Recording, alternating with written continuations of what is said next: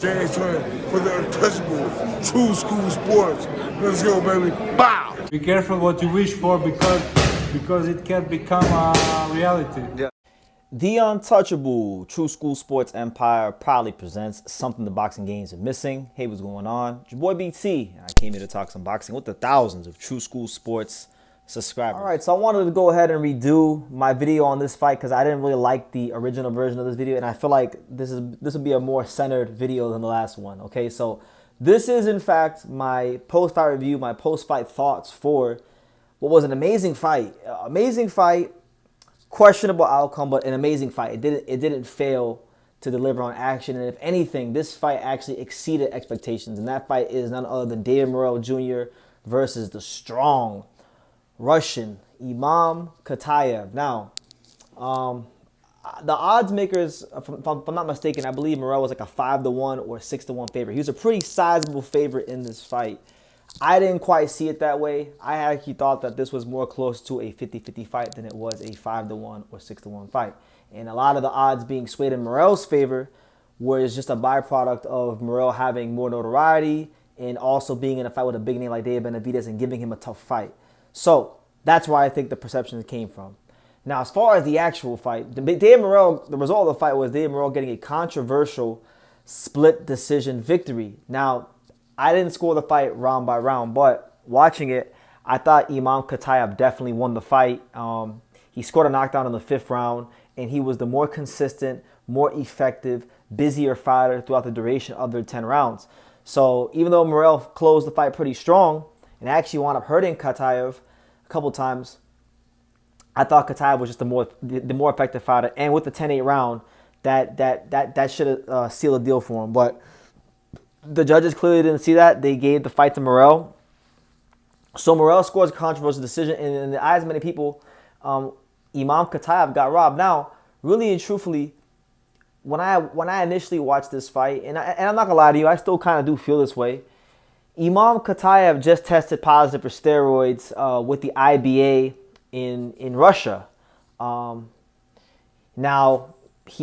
that's a whole different testing, I guess, body they use over there. He tested positive with the IBA, but he tested negative, and he was okay, and he was clean with VADA. Now, I don't really trust VADA like most people in boxing.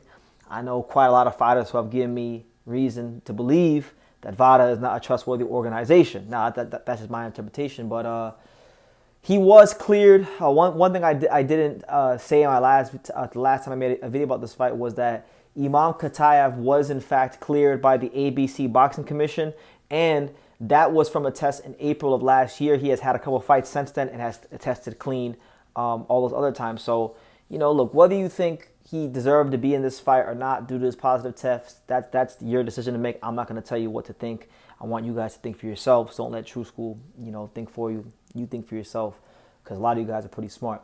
But nonetheless, I think this fight deserves a rematch because, first of all, Imam Katayev showed that he wasn't supposed to be no plus 500 underdog. He showed that he deserved to be on that world-class level with Dave Morrell, and he fought his ass off. He did his thing.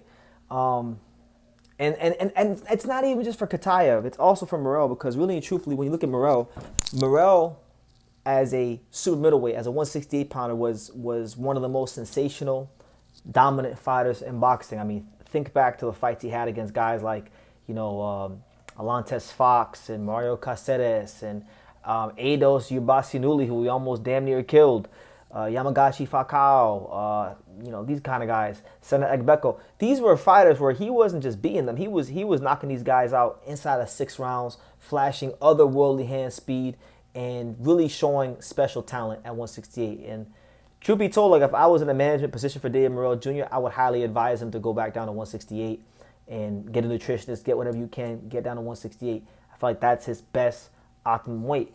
This is his 3rd fight at 175, and he just hasn't flashed any of the same.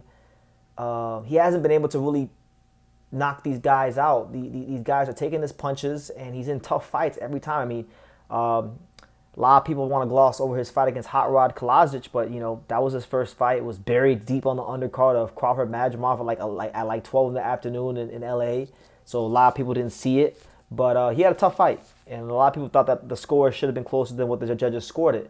Tough night at the office. He loses to Dave Benavidez, right? Which is, there's no shame in that. But then now he's winning a controversial fight against Imam Katayev, and the question should be, even though Dave Morrell Jr. is a talented fighter, is he that same top tier, upper echelon, creme de la creme talent that he was at 168? Because he's hitting these guys and he's not moving them back. They're taking his shots. So I think the Imam Katayev, if there was ever a fight that needs to be ran back, that deserves a rematch, it's this fight.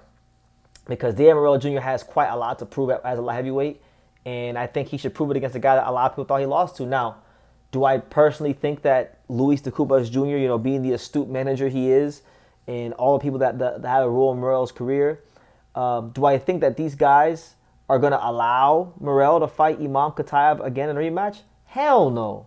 Because Katayev may fuck around and knock him out in the rematch. They might just beat the brakes off him altogether in the rematch. But, I think in a fair and just world, I would hope that,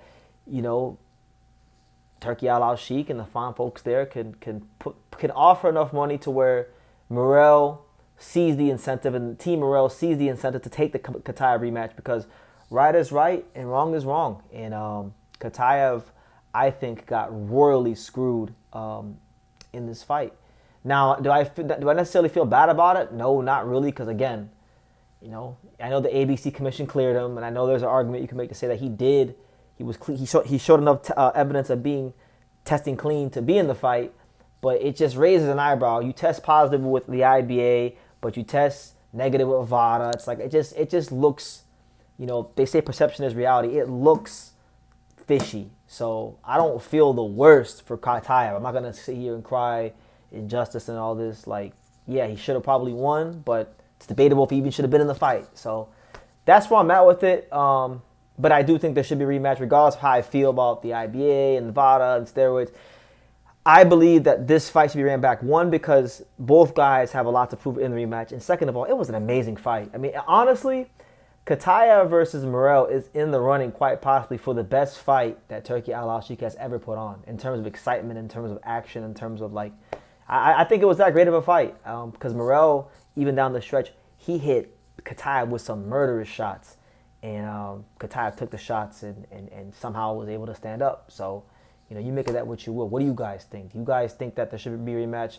Do you guys think, I'll even ask you guys out there, do you guys think it was bullshit that Katayev was even cleared to fight? Because I know that there's a segment of boxing fans out there that believe that he shouldn't even have been in the fight. Because if you're testing positive over there, why are you testing negative over here? It don't make no sense. Because he tested positive for clomiphene. But, there's all this confusion in boxing. You got VADA, and then you got the IBA, and then you got the ABC Box Commission. There's too many chefs in the kitchen, and there's technicalities here that don't exist here, and there's a lot of confusion. The good book says that the devil was the author of confusion, so a lot of confusion going on. It is what it is. You guys make of it what you will. But a great fight. Respect to both guys. Respect to Morrell. Respect to Katayev.